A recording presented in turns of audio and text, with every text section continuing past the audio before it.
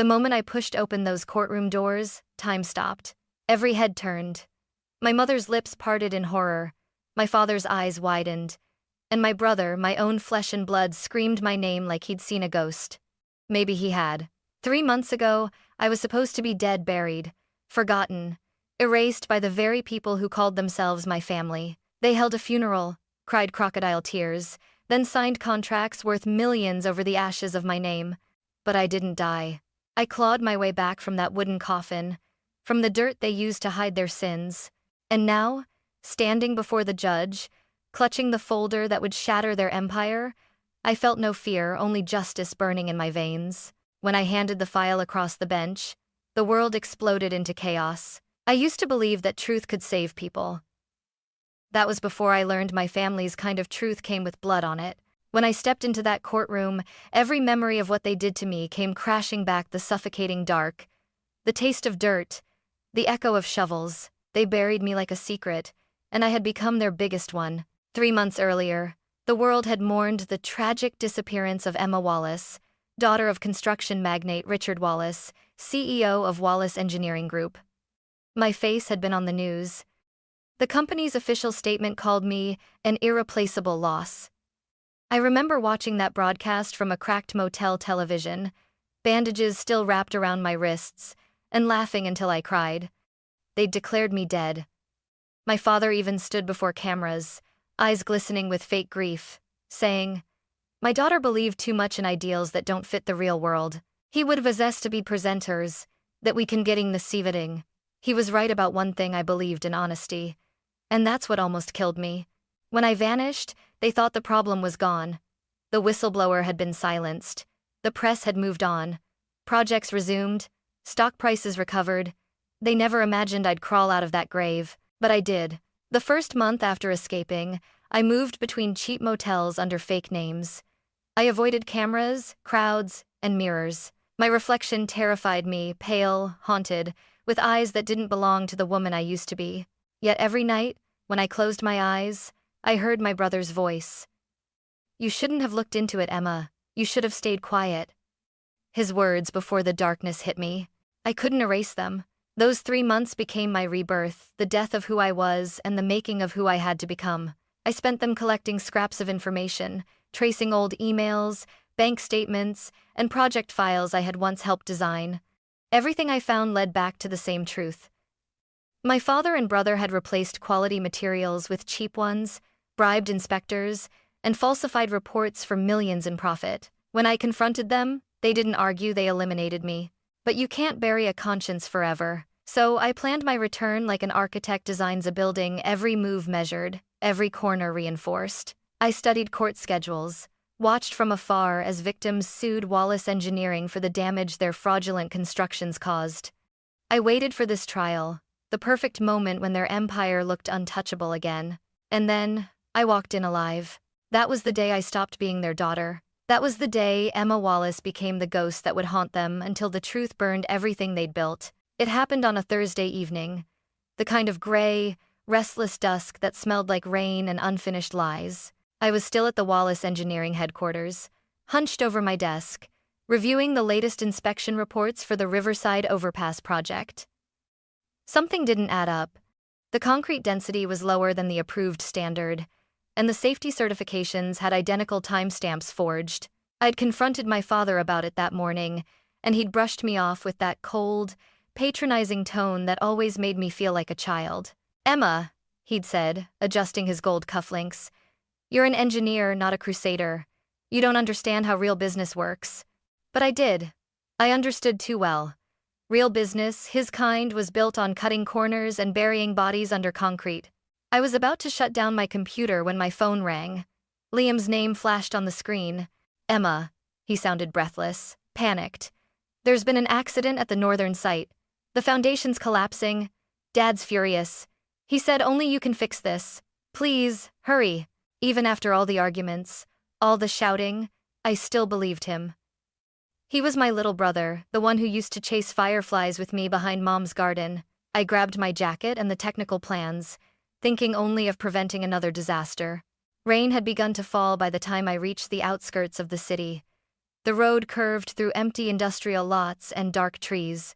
The sight should have been bright with floodlights and workers, but it was silent. Too silent. I parked, stepped out, flashlight in hand. The ground was slick with mud. "Liam?" I called. My voice echoed against the hollow steel beams. Nothing. Just wind. Then, a crunch behind me. Footsteps. I turned, heart pounding. "Liam? Is that you?" A shadow moved. Something heavy struck the back of my head. Pain exploded. The world spun, and everything went black. When I woke, my mouth was taped, wrists and ankles bound tight with coarse rope. I was lying on wood, narrow, confining, reeking of oil and earth. Panic flooded me. I kicked, screamed, but the sound died against the tape. Then I heard it, the rhythmic thud of shovels, dirt hitting wood. They were burying me. The air grew thin. My lungs burned. I tried to scream my brother's name, "Liam," but it came out as muffled gasps. The weight of soil pressed down harder with every second. Tears soaked the duct tape, the sound of my heartbeat pounding louder than the shovels. And then, just before everything went dark, I heard it, his voice.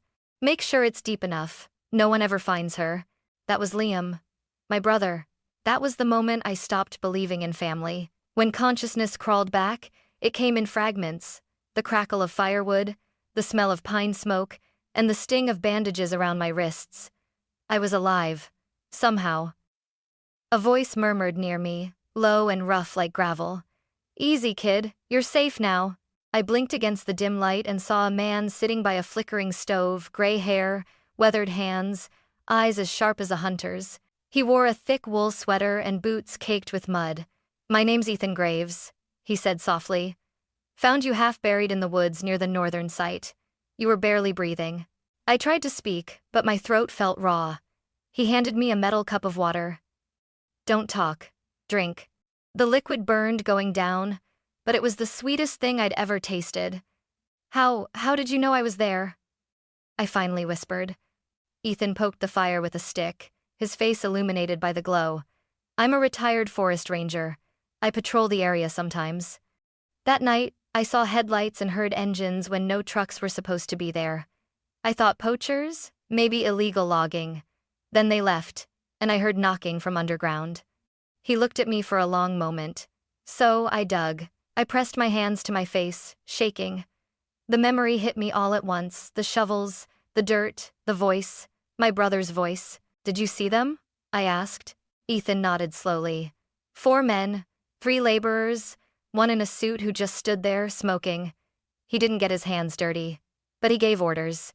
My stomach turned cold. That was Liam. For the next few days, Ethan took care of me. He lived in a small cabin hidden deep in the forest, just him, an old hound, and shelves filled with hunting trophies and worn books. He didn't ask too many questions, but I could feel his curiosity. On the 3rd night, I told him everything. When I finished, he sighed and leaned back in his chair. "You've seen the devil up close, Emma, but you've still got a choice: hide from it or drag it into the light." I stared at the bandages on my hands. "I can't hide anymore." Ethan gave me something before I left, a small black digital recorder, old but reliable. "Keep this," he said. "Truth is useless unless you can prove it." As dawn broke, mist curling between the trees, I stepped out of his cabin wearing his spare jacket and boots that were too big. My body still ached, but my heart had hardened. I looked back once. Ethan stood in the doorway, arms crossed. "You going to war, kid?" I managed a faint smile. "No," I said. "I'm going home." When I returned to the city, it no longer felt like home. The skyline that once symbolized my family's success now looked like a monument to deceit. Every steel beam, every glass window in those towers had been bought with silence and blood, mine included. I rented a small, windowless apartment above a mechanic's shop in the industrial district. The smell of oil and dust clung to everything. It was perfect, anonymous, invisible. I dyed my hair black, cut it short, wore oversized hoodies, and hid behind thick glasses. The woman in the mirror wasn't Emma Wallace anymore. She was a ghost built from fury. For the first week, I barely left the room. My head still ached from the wound, and nightmares came every night. I'd wake up gasping, clawing at invisible dirt. But fear soon turned into focus. I had Ethan's recorder, my laptop, and an old flash drive I'd taken from my office before everything went wrong. That was enough to start. Days blurred into nights as I pieced together the puzzle. I traced project budgets, compared invoices, and discovered fake subcontractors' shell companies created under my brother's name. Each document screamed corruption. Every missing dollar was a coffin built for someone else.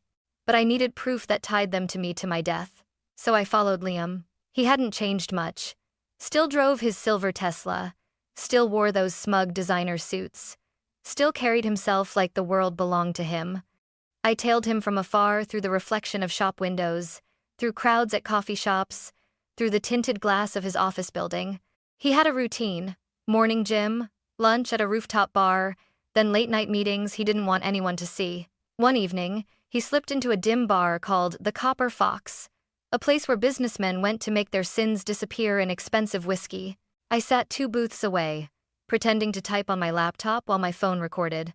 Liam met a tall man with a scar across his cheek and oil-stained hands. The man leaned forward. "The job's done. No one's gonna find her." Liam's voice was low, almost casual. "Good. Take the rest and keep quiet." He pushed a thick envelope across the table. The man smirked. "You Wallaces sure clean up your messes quick." I nearly dropped my phone. My stomach twisted as if I were reliving that night all over again. Liam had paid for my grave, my own brother. When they left, I sat frozen until the bartender asked if I was okay. I just smiled weakly, slipped out the back door, and walked into the cold air. That night, I replayed the recording over and over. His voice, clear as day. "Good. Take the rest and keep quiet." The ghost in me stopped trembling. She started planning. I waited a week before reaching out to her. I wasn't sure if she'd believe me, or worse, if she'd tell them I was alive. But the loneliness was eating me from the inside. I needed to see her. To remember that someone in that cursed house might still have a soul. I used a public payphone near the bus station. The line rang 3 times. Then, her voice soft, tired, trembling answered. "Hello? Mom," I whispered. "It's me." Silence. Then a sharp breath. "Emma?" she said, barely audible. No, that's not possible." "It's me, Mom. I'm alive. Don't say my name. Just listen." Her sobs filled the line. "Oh God. I knew it. I knew something was wrong. They said you died in an accident, but I never believed it." We agreed to meet the next day, the old park by the lake, the one with the broken swing where she used to take Liam and me as kids. It was drizzling when I arrived. I wore a black coat, hood up, heart pounding like a drum. When she appeared, I almost didn't recognize her. Her hair, once golden, was now silver. Her face carried the kind of grief that doesn't age you, it hollows you out. "Mom," I said, stepping from the shadows. She froze, eyes wide, hand over her mouth. "Emma," she whispered, as tears streamed down her cheeks. "My baby." She ran to me, trembling, and I caught her in my arms. For a moment, we just stood there, crying in the rain like 2 broken souls who'd finally found each other again. "I tried to tell them," she said, her voice shaking. "Your father, he told me it was an accident. But the way he avoided the topic, the way Liam wouldn't look at me, I knew. I told her everything, how Liam had called me that night, how I'd woken in a coffin, how a stranger had pulled me out. I showed her the recording on my phone.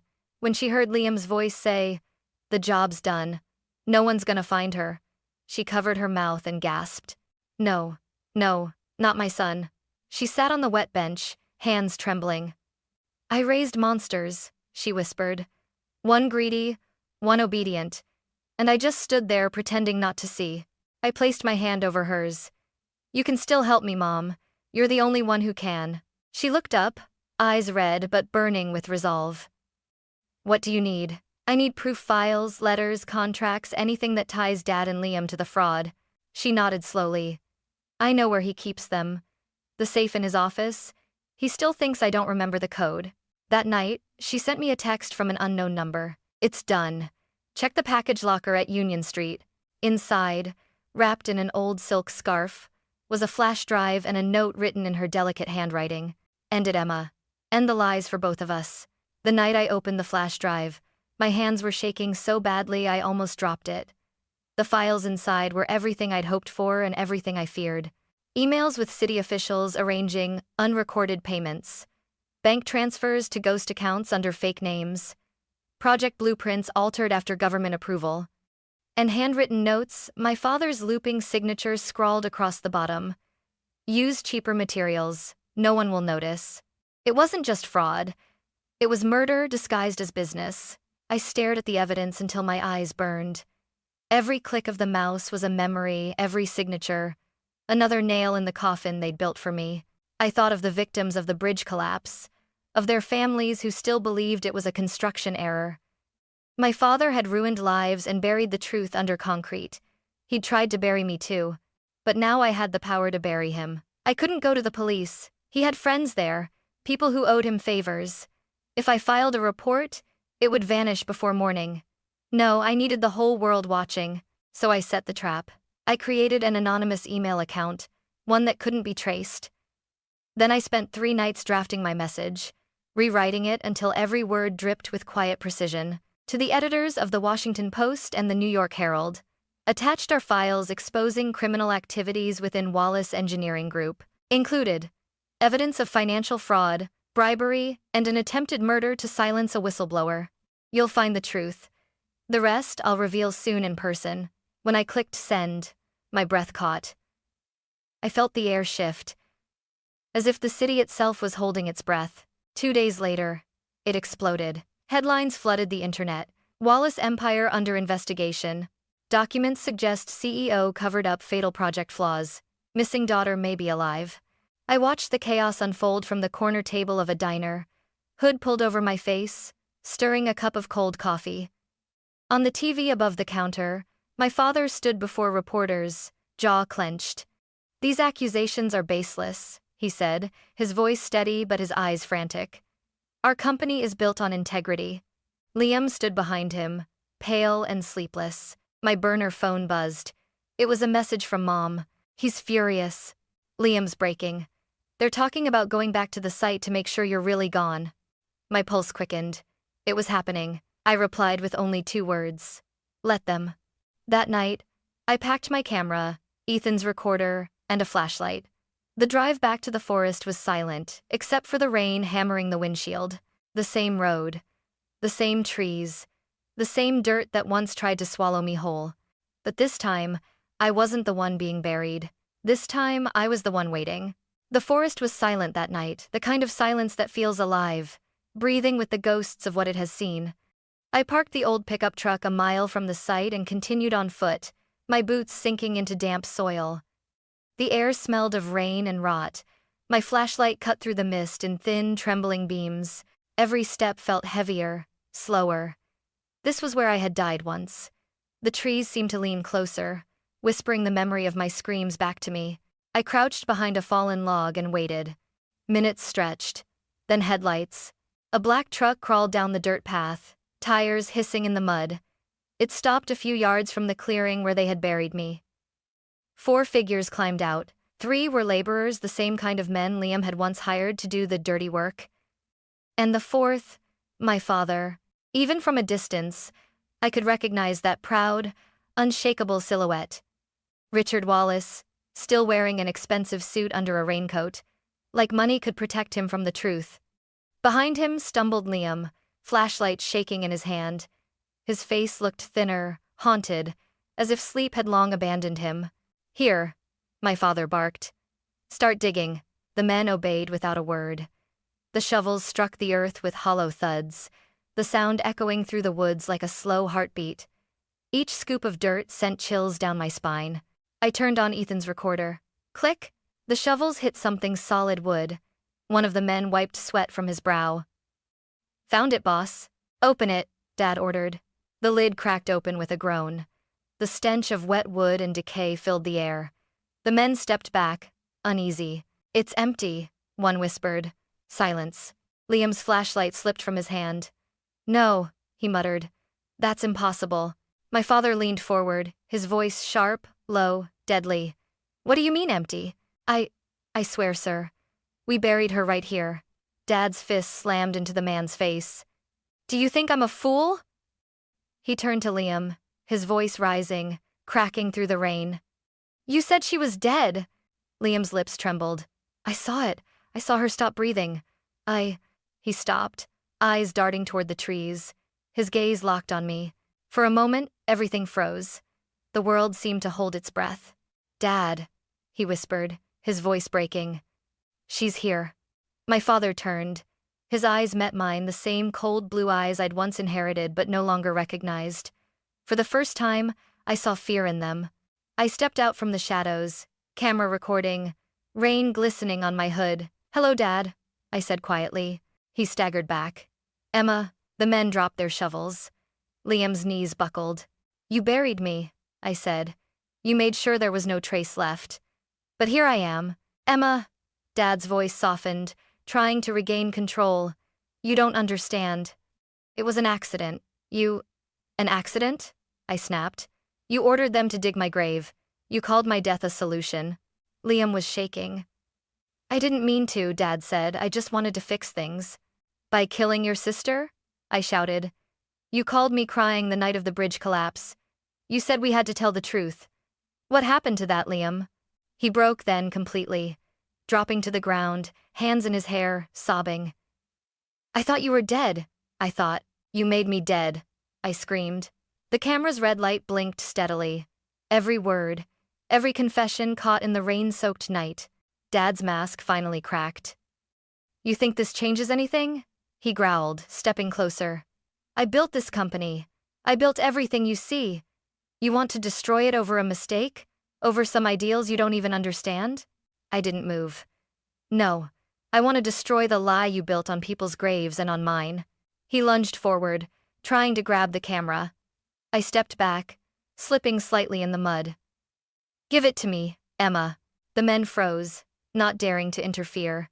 Liam grabbed his father's arm, shouting, Stop it, Dad. Let go, Richard roared, shoving him aside. But Liam stumbled backward, hit the side of the truck, and collapsed, crying out in pain. I pointed the camera squarely at my father. Smile for the world, Dad. This is the last time anyone calls you respectable. He froze, breathing hard, eyes darting between the lens and my face. Then, slowly, his shoulders dropped. He saw it in my eyes, the finality. Emma, he whispered, voice trembling now.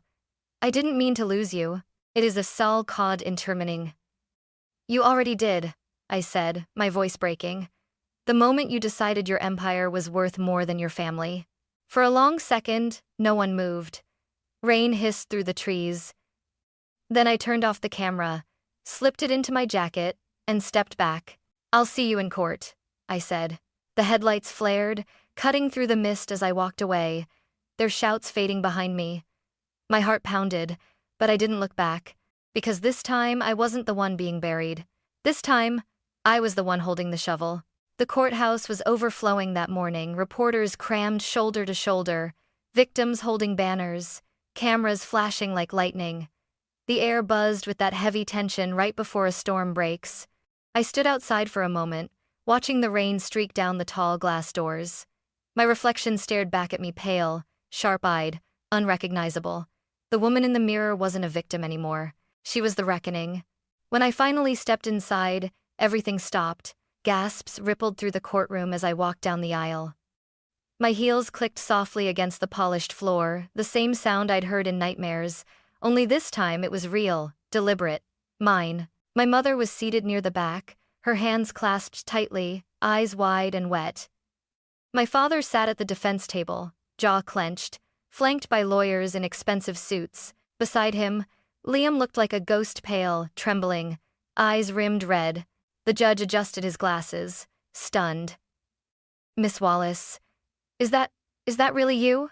Yes, Your Honor, I said, my voice steady. My name is Emma Wallace, and I was buried alive by the people sitting right there, and very in the first sedations. A collective gasp tore through the room. My father tried to stand, but his lawyer pulled him back. She's lying, he barked. She's delusional. I ignored him and set a thick brown folder on the judge's bench. This is everything: financial fraud, bribery records, and evidence of attempted murder. The judge's hand trembled as he opened the first page. You're saying these are authentic? They're signed, I said coldly. By him. I pointed straight at my father. Then I pressed play on Ethan's recorder. Liam's voice filled the courtroom. The job's done. No one's gonna find her. Gasps, murmurs, cameras flashing. And then another recording my father's voice, filled with venom. If she talks, everything collapses. Make it disappear. Mom covered her mouth to muffle a cry. Liam buried his face in his hands, shaking violently. The judge slammed his gavel. Order! Order in the court! But there was no order left. Reporters shouted questions. Lawyers scrambled. I just stood there, breathing, every muscle trembling but every word cutting like a blade. I turned toward my family, if I could still call them that. 3 months ago, I said, you called me naive. Said I didn't understand real business. You were right. I didn't understand that business could mean murder. I didn't understand that greed could make a father bury his own daughter alive. My voice cracked, but I kept going. You took everything from me, my career, my future, my faith in love and blood. But you didn't take my will to fight. I survived the grave you dug for me. And now, you'll face yours. Liam stood abruptly, shouting, Stop it, please. Tears streamed down his face. I didn't mean to, I thought you were dead, I swear. Dad made me. Sit down! My father roared, slamming his fist on the table. The judge banged the gavel again. Enough, he thundered. Given the evidence presented, the court orders immediate suspension of civil proceedings and the opening of a criminal investigation against Richard and Liam Wallace for conspiracy, fraud, and attempted homicide. Chaos erupted. Reporters flooded the aisles. Victims applauded, crying. The guards moved forward to escort my father and brother out. Their protests drowned beneath the roar of the crowd. My father looked back at me one last time. His once commanding face was pale, defeated. Emma, he said quietly, you destroyed everything. No, I replied. You did. Liam's voice cracked as he was dragged away. I'm sorry, Emma. I didn't answer. I couldn't. When the judge finally adjourned, the sound of the gavel echoed like thunder in my chest, final, merciless, liberating. Outside the courthouse, sunlight finally broke through the clouds. Reporters swarmed me, microphones thrust forward, but I barely heard their questions. My mother appeared beside me, her hand trembling as she reached for mine.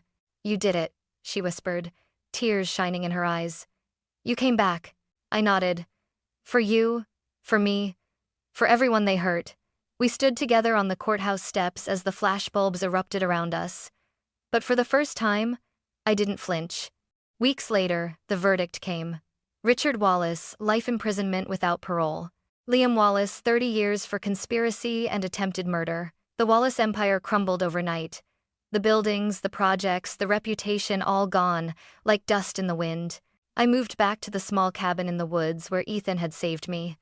Sometimes I wake in the night, gasping for air, feeling the dirt again. But when I step outside and feel the wind on my face, I remember I'm still here.